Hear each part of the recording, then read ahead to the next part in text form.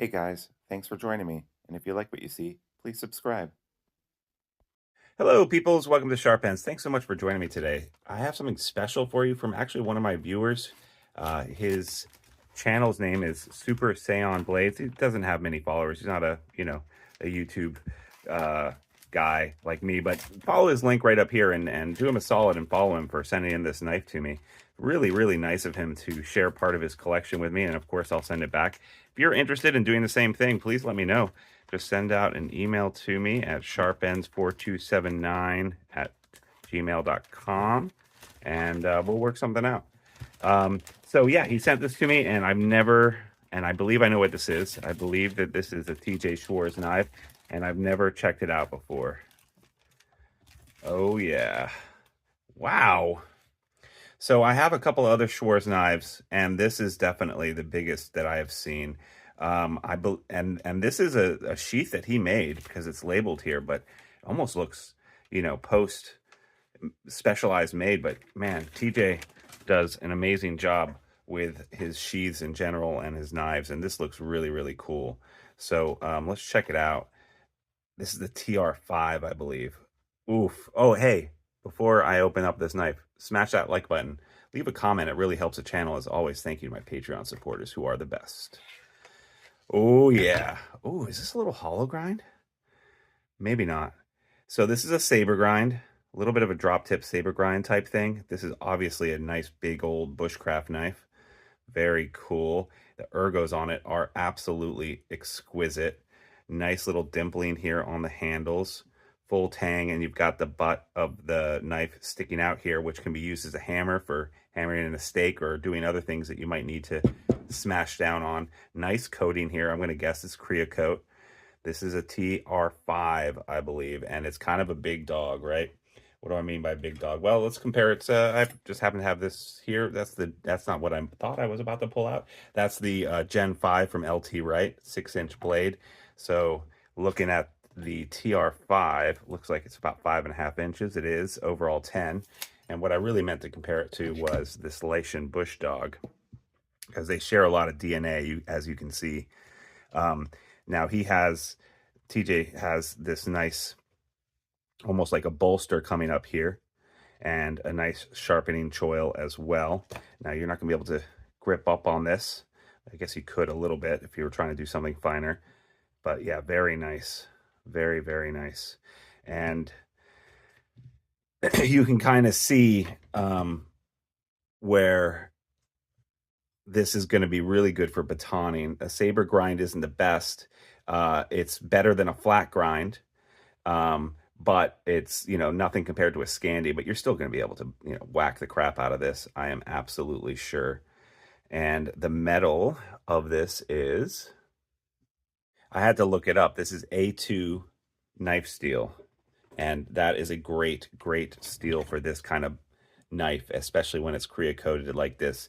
TJ also makes the overlands, which I really like. I don't have either one of them with me right now because I lent them to other people, but very, very cool design. If you haven't heard of TJ, you need to go over to his site and take a look at his knives. They are really good. TR, by the way, stands for Lost Trails. Is it LT5? Maybe this is the LT5. I'm sorry about that if I got that wrong. This is the Lost Trails LT5. Very, very cool. Yeah, I just looked this up again. So this is copper Creocoat. Some of the coloring is kind of faded on that over time, but the Creocoat is really going to protect the A2 knife steel, and I think that this is 63 to 64 HRC, which is a really high run of A2, which is really going to make the toughness and strength of this blade really shine. And the A2 isn't stainless, so it will stain, but this Creocoat is going to keep it nice and protected in all kinds of weather. Really do like the ergos of this handle. I really, really do. And you can go on his site and take a look at that and compare it to some of the other stuff he has. He's really good at knife treating. I think that it says in the notes on this knife that he finishes out with cryo, and that's going to ensure that the heat treat is just going to be absolutely spectacular.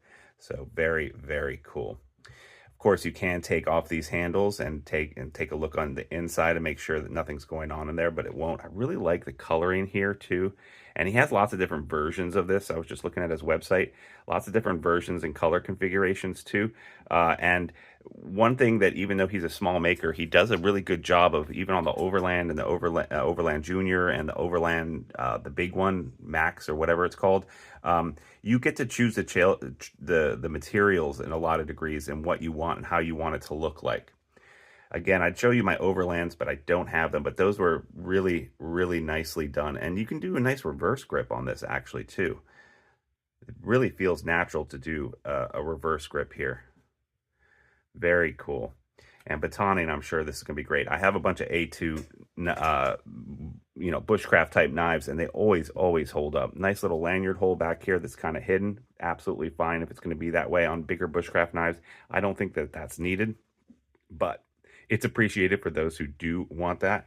And let's take a look again at the at this. This is really nicely overbuilt Kydex sheath sandwich construction. I usually prefer taco because then you have a nice the ability to put a nice thumb ramp like this guy here on it when it's made like a taco construction. But he's done it in such a way, really nicely, by the way. And man, that locks in. Just, it's going to be secure in there. It does a nice job of having this little ramp here, and that ramp allows you to put your thumb on it and push to extract. And because it's so tightly, nicely put in there, that you just have to put a little pressure, and basically the sheath kind of pops right out. And he's also included this really cool little fire steel as well, which looks like Super Saiyan Bears hasn't taken off yet. Very, very cool. And then this little piece of nylon here keeps it secure. Not that it's going to fall out. It is very nicely, tightly in there. I don't think it would fall out, but that's nice. And this little tab on this fire steel is nice too for holding purposes. And I'm not going to throw sparks with this knife, but it'll be fine with this Creocoat. It's not going to rub the Creocoat off. The fire steel is much softer than this. So very nice. And this leather strap here coming to this metal plate, just a really nice touch. This is obviously going to be absolutely secure on your belt and be pretty much the only knife you need to take on a camping trip or to go bushwhacking or whatever you're going to be doing. Very nice. So yeah, thank you so much to Super Saiyan Bear for sharing this with me. I really like it. I'm going to play around with it, do a little bit of a review, maybe include it in another video or two, and then send it back to him. And I can't thank enough a viewer for sending this in to me. So if you're a viewer and you would like to get some of your stuff featured on here, I would really appreciate it. So just reach out to me. Thanks so much for joining me today. Like, subscribe, turn on notifications. As always, thank you to my Patreon supporters. I'm about to do a drawing for them right now after I'm done shooting this video, and I'll be giving away a knife to them of the month. And if you want to join in on that, just follow the link down below. For $3 a month, you can join Patreon and also get a chance to win a knife of the month. All right, guys. See you guys next time on Sharp Ends. Bye-bye now.